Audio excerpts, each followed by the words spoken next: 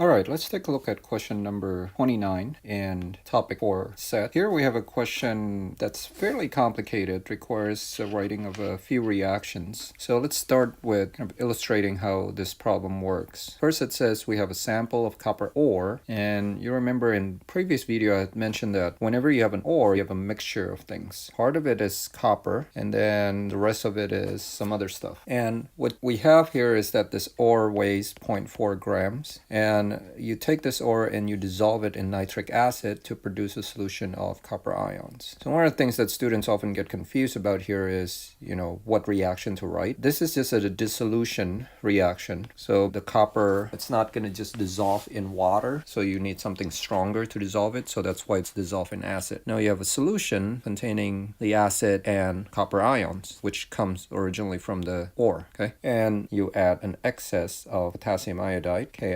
and that of course makes our copper the limiting reactant, and the reaction is shown right here. And then what you get is you have some products, which is a solid. Now that solid now is your copper iodide, and then you also have some iodine that's in the aqueous state. You add now another reagent to this thing, which is sodium thiosulfate. So if you remember, thiosulfate is S2O3 2-, so sodium thiosulfate would be Na2 S2O3, and so there's another reaction that happens. I2 becomes I-, so we're going to have some I- here, right? And we'll also have some S4O6 because they say that's what happens to the S2O3. So that's an illustration of what happens in this problem. And let's look at the actual question. It says, what's the percent by mass of copper in the original ore? Okay, what you're going to need is mass of the copper in the ore divided by mass of the ore times 100%, right? So we know the mass of the ore, 0.4 grams. We just need to find the mass of the copper. As you might imagine, that requires you to do several steps of stoichiometry to kind of work your way back. Here, this is reaction 1. We have the copper in the solid form being converted to copper in the ion form. And then we have reaction 2, where the copper in the ion form gets converted into copper iodide. And then we have a third reaction where the iodine gets converted to iodide. Okay, so there's 3 different reactions that we have to write. And we're going to start with the last reaction. I2 reacting with S2O3 producing I- and S4O6 2-. So this is reaction 3.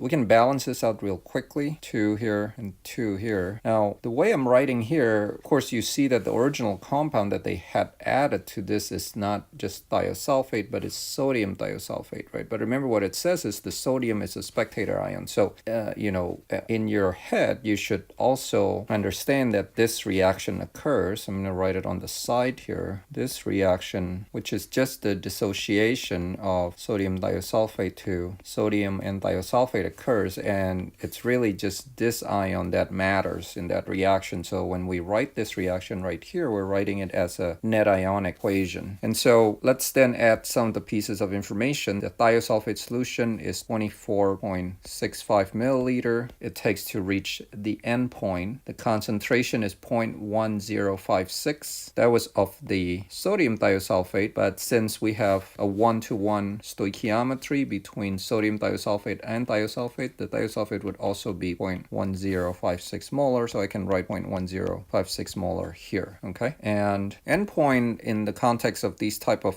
titration is the same as equivalence point, and equivalence point means the point during a titration when the number of moles of one reactant is stoichiometrically equal to another reactant that you're using in the titration. So the key that I always mention in these type of stoichiometry titration type problems is that you have to keep that word stoichiometrically equal in mind, because we're not just talking about equal, but we're talking about stoichiometrically equal. Okay, so then we can use that information that we have from the thiosulfate to calculate our iodine. Now, why do we want to calculate the iodine? Because remember, the iodine originally comes in this class on the top right here. So the iodine has a stoichiometry relationship with the copper, which is the species that we're interested in. So we want to eventually get the iodine to convert to copper, but right now we have to calculate that first. So we can calculate the number of moles of iodine that reacts with thiosulfate, and that's just taking the number of moles of the thiosulfate per liter, the concentration, times the volume, which is 0.02465 liter, and then we would multiply this by the stoichiometric relationship between thiosulfate and iodine, just 1 to 2. And the answer is 0.0013015 moles of I2. Now that's reaction 3. So now we want to look at reaction 2. Reaction 2 is the one that they actually have written there in the problem, which is this one right here. So I'm going to just write that reaction down here. Okay? And so what we just did is figure out the number of moles of the iodine that was produced in this reaction, because all of that reacted later with that thiosulfate. Now we have the number of moles of this. We can use it to figure out the number of moles of that using stoichiometry. So let's do that. The number of moles of copper ion is going to be I2 times stoichiometry between I2 and copper ion, which is 2 to 1. And that gives me 0.002603 moles of copper ion. Well, it originally, copper ion from here came from the copper in the ore, and the copper just gets dissolved in the acid to produce the copper ion. So then we can write our first reaction, which is that dissolution reaction. Just copper solid, and you add some acid to it, and it becomes copper ion. So this is 1-to-1 stoichiometry, and now we know that this number is 0.002603. So we can then calculate the solid. I'm going to directly go to the mass here. Mass of the copper solid is going to be 0.002603 moles of copper ion. I'm going to multiply this by the stoichiometry between the solid and the ion, which is 1-to-1, and then we would also do the molar mass of copper, 63.546 grams per mole.